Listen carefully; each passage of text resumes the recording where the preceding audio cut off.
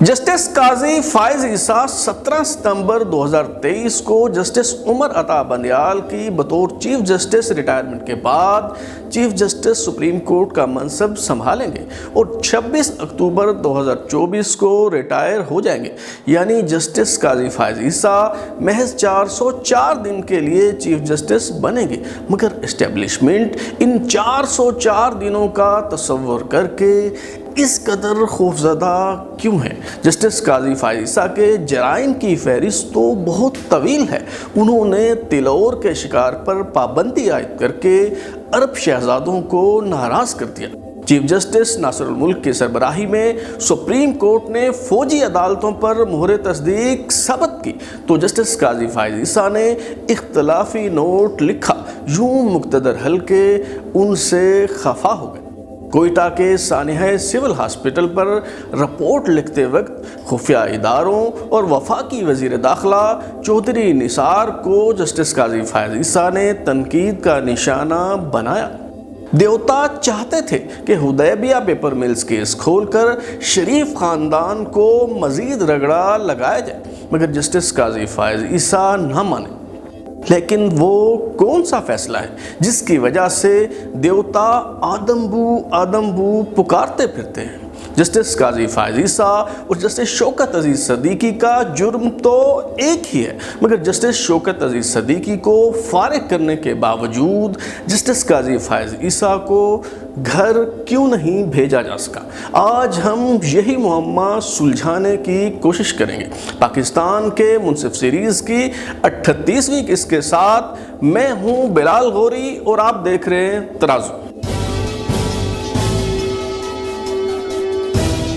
Justice قاضی فائز عیسیٰ کے دادا قاضی جلال الدین قندھار کے قاضی تھے۔ ان کا خاندان قیام پاکستان سے پہلے قندھار سے ہجرت کر کے پشین آیا۔ ان کے والد قاضی محمد عیسیٰ نے بلوچستان میں مسلم لیگ کی بنیاد رکھی۔ وہ نہ صرف قائد اعظم کے قریبی ساتھی تھے بلکہ مسلم لیگ بلوچستان کے پہلے صوبائی صدر بھی۔ سفارتکار جہانگیر اشرف قاضی جو عراق میں اقوام متحدہ کے سربراہ کی حیثیت سے بھی خدمات سر انجام دے چکے ہیں، وہ جسٹس قاضی فائز عیسیٰ کے چچا زاد بھائی ہیں، اور ان کے والد قاضی محمد موسیٰ نے آئرلینڈ کی خاتون جینیفر سے شادی کی۔ قاضی فائز عیسیٰ کے چچا قاضی محمد موسیٰ کار حادثے میں فوت ہو گئے، مگر ان کی اہلیہ جینیفر نے پاکستان میں ہی رہنے کا فیصلہ کیا اور وہ 1970 کے عام انتخابات میں بلوچستان سے قومی اسمبلی کی رکن منتخب ہوئیں۔ قاضی فائز عیسیٰ نے لندن سے قانون کی تعلیم حاصل کرنے کے بعد کم و بیش 27 سال تک وکالت کی۔ ان کا شمار نہایت کامیاب اور مہنگے وکلاء میں ہوتا تھا۔ 31 جولائی 2009 کو سپریم کورٹ نے جسٹس افتخار چودھری کی سربراہی میں PCO ججوں کے خلاف فیصلہ دیا تو بلوچستان ہائی کورٹ کے چیف جسٹس امان اللہ یاسین زئی سمیت تمام جج سپریم جوڈیشل کونسل میں کارروائی کا سامنا کرنے کے بجائے مستعفی ہو گئے۔ 5 اگست 2009 کو قاضی فائز عیسیٰ ایڈوکیٹ کو نہ صرف ہائی کورٹ کا جج بنایا گیا بلکہ براہ راست بلوچستان ہائی کورٹ کا چیف جسٹس تعینات کر دیا گیا۔ جسٹس قاضی فائز عیسیٰ کی تعیناتی کے ساتھ ہی پاکستان عدلیہ کی تاریخ میں دوسری بار ایسا ہوا کہ کسی وکیل کو براہ راست چیف جسٹس بنایا گیا۔ جسٹس قاضی فائز عیسیٰ نے 5 ستمبر 2014 کو سپریم کورٹ کے جج کی حیثیت سے حلف اٹھا لیا۔ جسٹس قاضی فائز عیسیٰ نے لگاتار کئی ایسے فیصلے دیے جس سے ان کے آزاد اور غیر جانبدار جج ہونے کا تاثر ملتا ہے۔ انہی فیصلوں کی وجہ سے دیوتا ان سے ناراض ہوتے چلے گئے اور اب آدم بو پکارتے دیوتا انہیں کچا چبا جانے کو بیتاب ہے۔ جب جسٹس ناصر الملک چیف جسٹس تھے اور سپریم کورٹ نے فوجی عدالتوں کو جائز قرار دے دیا تو جسٹس قاضی فائز عیسیٰ نے اس فیصلے سے اختلافی نوٹ تحریر کیا۔ جسٹس قاضی فائز عیسیٰ سپریم کورٹ کے چیف جسٹس جسٹس جواد خواجہ کے ساتھ اس بینچ میں بھی شامل تھے جس نے تلور کے شکار پر پابندی عائد کی۔ کوئٹہ کا سانحہ سول ہاسپٹل جس میں بلوچستان کے بیشتر وکلاء شہید ہو گئے۔ اس واقعہ کی تحقیقات کے لیے قاضی فائز عیسیٰ کی سربراہی میں جوڈیشل کمیشن بنایا گیا تو انہوں نے خفیہ اداروں کی کارکردگی اور وفاقی وزیر داخلہ چودھری نثار کی کلدن تنظیموں کے سربراہوں سے ملاقاتوں پر کڑی تنقید کی۔ پاناما کیس میں نواز شریف کی نااہلی اور پی ٹی آئی کے سربراہ عمران خان کو کلین چٹ دیے جانے کے بعد شیخ رشید کی نااہلی سے متعلق درخواست پر سماعت ہوئی تو جسٹس عظمت سعید شیخ کی سربراہی میں 3 رکنی بینچ نے شیخ رشید کو صادق و امین قرار دے دیا۔ حالانکہ شیخ رشید نے عدالت میں تسلیم کیا کہ انہوں نے اپنے کاغذات نامزدگی جمع کراتے وقت 968 کینال زرعی اراضی ظاہر کی، جبکہ وہ 1081 کینال زرعی اراضی کے مالک ہیں۔ جسٹس قاضی فائز عیسیٰ نے نہ صرف اس فیصلے سے اختلاف کیا بلکہ اپنے اختلافی نوٹ میں جسٹس اعجاز افضل خان اور جسٹس عظمت سعید کے سابقہ فیصلوں کا حوالہ دیتے ہوئے دوہرے معیار کو بھی واضح کیا۔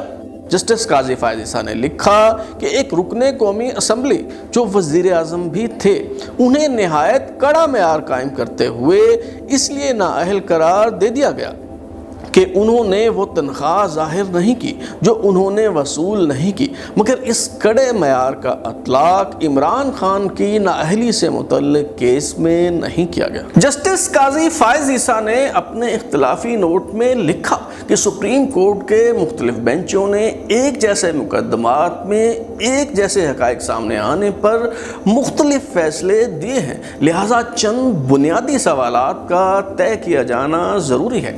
پہلا سوال تو یہ ہے کہ کیا سپریم کورٹ آئین کے آرٹیکل 184(3) کے تحت اپنا اختیار استعمال کرتے ہوئے کسی شخص کو آئین کے آرٹیکل 62(1)(f) کے تحت نااہل قرار دے سکتی ہے؟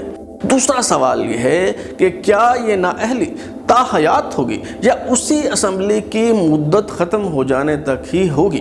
تیسرا سوال یہ ہے کہ انتخابی عزداری کے معاملے کو کیسے عوامی اہمیت کا معاملہ قرار دیا جا سکتا ہے؟ جسٹس قاضی فائز عیسیٰ نے 7 سوالات اٹھائے اور تجویز دی کہ ان تمام سوالات کو طے کرنے اور سب کے لیے ایک ہی جیسا معیار مقرر کرنے کی غرض سے سپریم کورٹ کا فل کورٹ بینچ تشکیل دیا جائے، لیکن ان کی تجویز سے چیف جسٹس ثاقب نثار نے اتفاق نہ کیا اور یہ تجویز رد کر دی گئی۔ چیف جسٹس ثاقب نثار 8 مئی 2018 کو اپنے ساتھی ججوں جسٹس قاضی فائز عیسیٰ اور جسٹس منصور علی شاہ کے ہمراہ سپریم کورٹ پشاور رجسٹری میں مقدمات کی سماعت کر رہے تھے تو خیبر پختونخوا کے اسپتالوں کا فضلہ تلف کرنے سے متعلق از خود نوٹس کا معاملہ سامنے آیا۔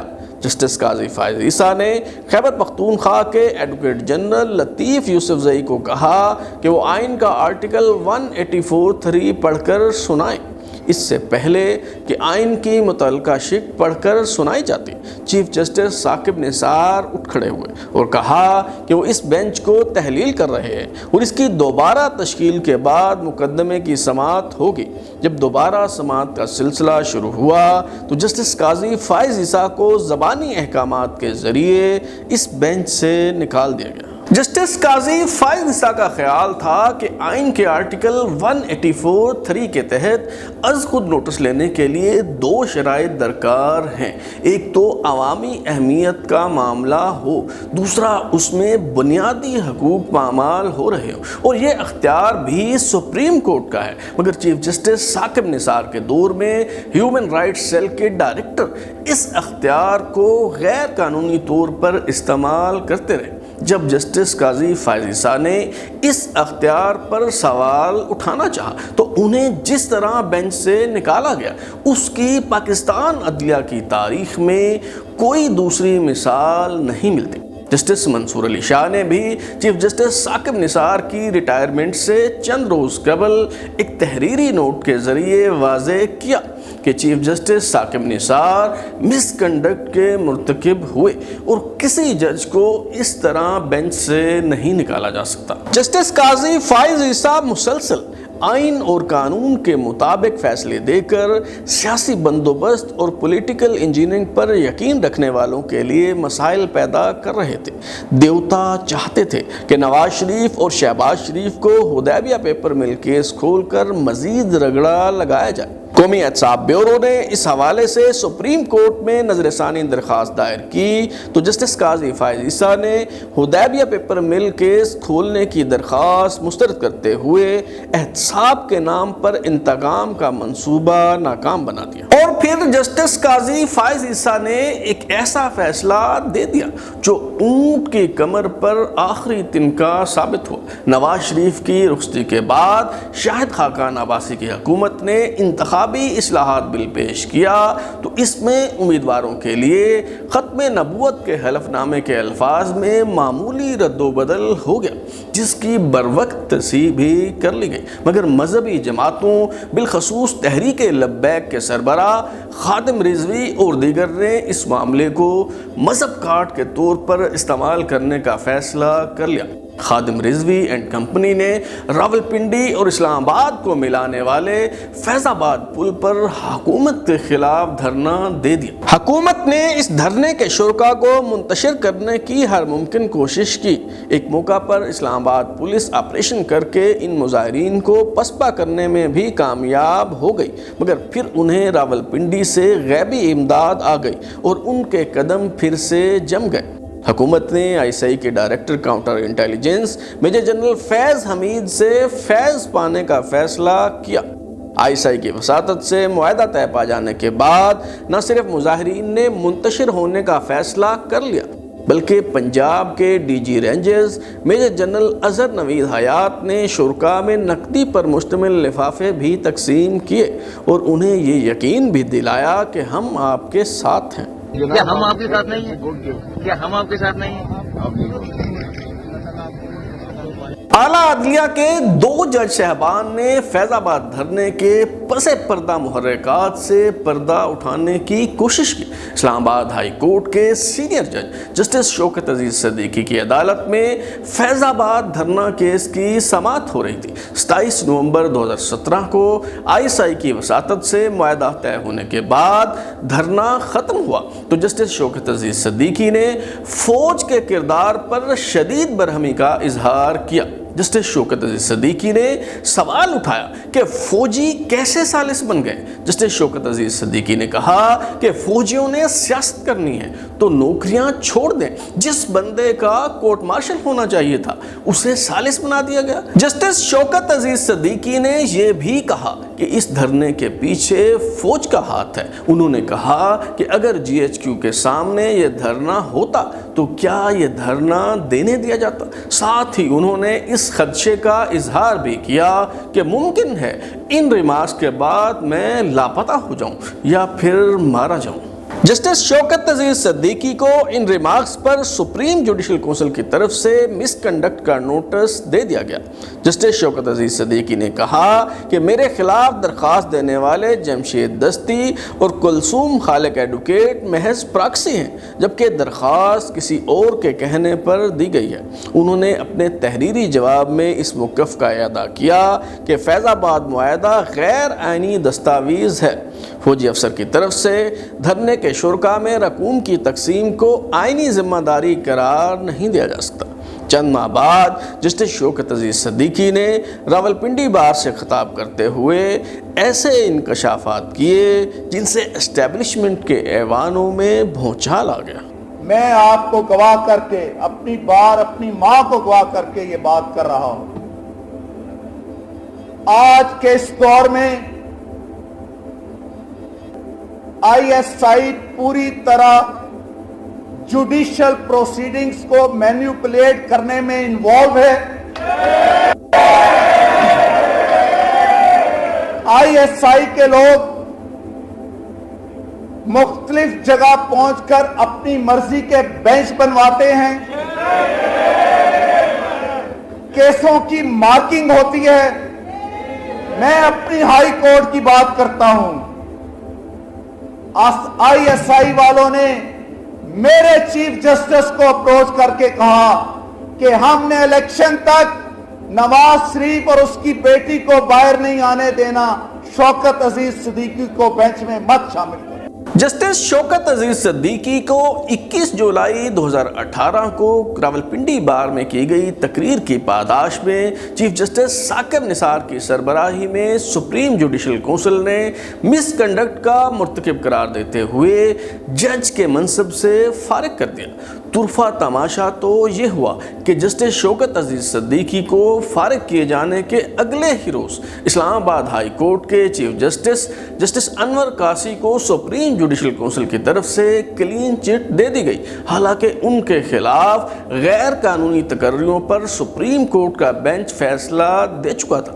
जस्टिस शौकत अजीज सिद्दीकी को फारिग ना किया जाता तो वो चंद माह बाद इस्लामाबाद हाई कोर्ट के चीफ जस्टिस बन जाते। जस्टिस शौकत अजीज सिद्दीकी ने सुप्रीम जुडिशल काउंसिल के इस फैसले के खिलाफ सुप्रीम कोर्ट में अपील दायर की, मगर अभी तक ये अपील ज़ेरे इल्तवा है। फैजाबाद धरना केस की समाअत सुप्रीम कोर्ट में भी हो रही थी। जस्टिस काजी फायज ईसा और जस्टिस मशीर आलम पर मुश्तमिल 2 रुकनी बेंच ने इस मुकदमे की समाअत शुरू की तो मुस्लिम लीग नून की हुकूमत थी, मगर जब काजी फायज ईसा का तहरीर करदा 43 सफ़हात पर मुश्तमिल तारीखी फैसला जारी हुआ तो तहरीक इंसाफ के सरबराह इमरान खान वज़ीर आज़म का मनसब संभाल चुके थे।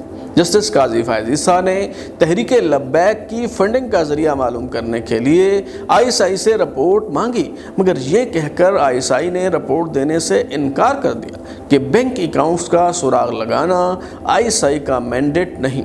इस पर काजी फायज ईसा ने तहरीरी फैसले में बताया कि हर मुल्क के खुफिया इदारों का मैंडेट वाज़े होता है तो ISI का मैंडेट भी वाज़े होना चाहिए। जस्टिस काजी फायज ईसा ने फैजाबाद धरना केस में दिए गए फैसले में सवाल उठाया कि रियासत मुख्तलिफ किस्म के एहतजाजी मुजाहिरीन से निमटने के लिए अलग अलग मयारात क्यों कायम करती है। मिसाल के तौर पर 12 मई 2007 को कराची में पुरअमन मुजाहिरीन को भून दिया गया और एहतजाज की इजाज़त ना मिली, मगर जब PTI और पाकिस्तान अवामी तहरीक ने 2014 में धरने दिए तो वो रेड जोन में दाखिल हो गए और हुकूमत ने किसी किस्म की रुकावट खड़ी ना की।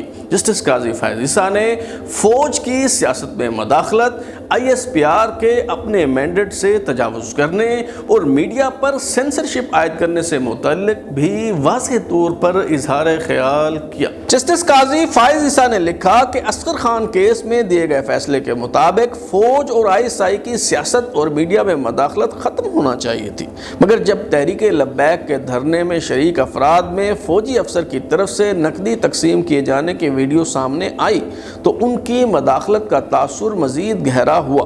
फ़ौज के महकमा ताल्लुकात आमा के सरबराह ने सियासी मामलात पर तबसे करना शुरू कर दिए हैं। ISPR ने यह कहकर अपने मैंडेट से तजावुज़ किया कि तारीख़ बताएगी 2018 के आम इंतखाबात शफाफ थे।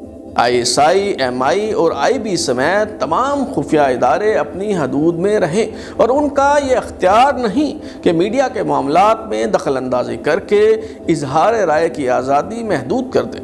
फैसले के आखिर में तीनों मुसल्लह अफवाज के सरबराहान से उन अफराद के खिलाफ कार्रवाई करने को कहा गया जो अपने हलफ से रूगर्दानी करते पाए जाएं। सियासत में मुलव्वस अफराद के खिलाफ कार्रवाई करने के बजाय DG ISPR major general Asif Ghafoor को नई पोस्टिंग दे दी गई और ISI के DG counter intelligence major general फैज़ हमीद को लेफ्टिनेंट जनरल के ओहदे पर तरक्की देकर DG ISI तैनात कर दिया गया। जस्टिस काजी फायज ईसा को जस्टिस साकिब निसार के दौर में ही खुड्डे लाइन लगाने का फैसला किया गया था, मगर ये मंसूबा नाकाम हो गया। जस्टिस फायज ईसा की तैनाती से मुतल्लिक एक बोगस दरख्वास्त गुजार रियाज हनीफ राही एडवोकेट की तरफ से दरख्वास्त दायर की गई थी जो कई बरस से ज़ेरे इल्तवा थी। जस्टिस साकिब निसार ने इसे समाअत के लिए मुकर्रर कर दिया, मगर हालात गैर मुवाफिक होते देखकर इस पिटीशन को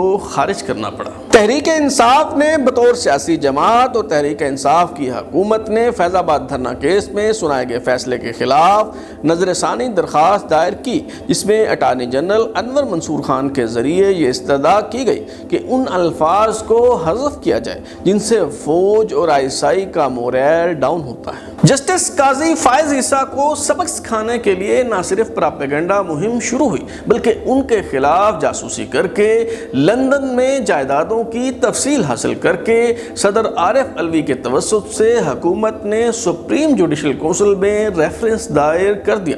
قاضی فائز عیسیٰ نے اس ریفرنس کو بدنیتی پر مبنی قرار دیتے ہوئے سپریم جوڈیشل کونسل کی کارروائی کے خلاف سپریم کورٹ سے رجوع کیا تو جسٹس عمر عطا بندلیال کی سربراہی میں 10 رکنی بینچ تشکیل دے دیا گیا، جس نے 19 جون 2020 کو یہ ریفرنس تو خارج کر دیا، مگر قاضی فائز عیسیٰ کے خلاف گھیرا تنگ کرنے کے لیے یہ معاملہ FBR کو بھجوا دیا گیا۔ جسٹس قاضی فائز عیسیٰ کو قتل کی دھمکیاں ملنے لگیں۔ مرزا افتخار الدین نامی شخص کی ویڈیو منظر عام پر آ گئی، جس میں نہایت تضحیک آمیز انداز میں قاضی فائز عیسیٰ کا نام لیتے ہوئے انہیں چوک میں کھڑا کر کے گولی مارنے کو کہا گیا۔ جو آدمی بھی ایمبیزلمنٹ میں پکڑا جائے، چاہے فائز عیسیٰ ہو، نواز شریف ہو، زرداری ہو، فلاں ہو، سیدھا فائرنگ اسکواڈ کے سامنے کھڑا کر دیا ہے۔ قتل کی دھمکیاں ملنے پر جسٹس قاضی فائز عیسیٰ کی اہلیہ سرینہ عیسیٰ نے تھانہ سیکریٹریٹ میں اندراج مقدمہ کی درخواست دے دی،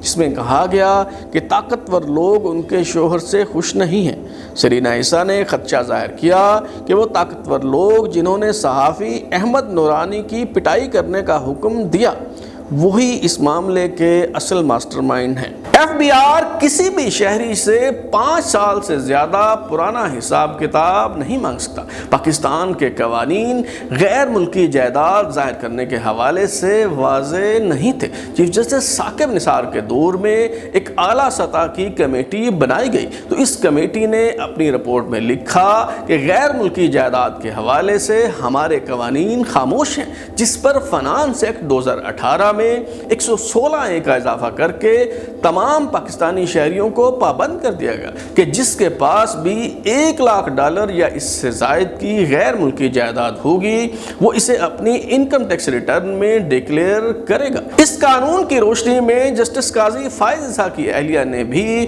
2018 کی انکم ٹیکس ریٹرن میں غیر ملکی جائیداد ظاہر کر دی، مگر سپریم کورٹ کے موزے